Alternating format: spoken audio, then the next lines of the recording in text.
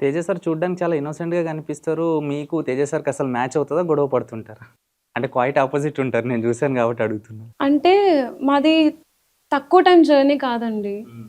మీకెలా చెప్పచ్చు, ఇంతుంటామేమో మేము. అంటే 3 ఇయర్స్, 3 ఇయర్స్ ఉంటాం మేము. ఓకే. సో, అందరం ఒకటే చోట పెరిగాము. ఒకటే చోట ఉన్నాం చిన్నప్పటి నుంచి. స్కూల్‌కి వెళ్ళాము, కలిసి తిరిగాము.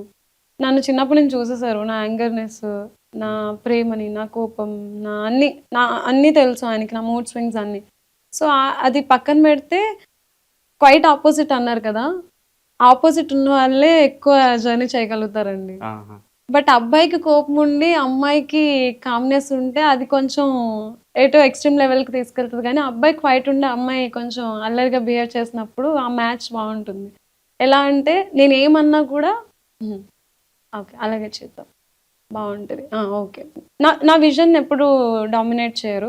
ఎందుకంటే నా విజన్ గన్ షాట్ లాగే ఉంటుంది. ఎప్పుడు గూడా. ఒకవేళ ఏదన్నా అయినా కూడా చాలా కూల్ వేలో ఇలా కాకుండా ఇలా చేస్తే బావుంటుందేమో అంటారు.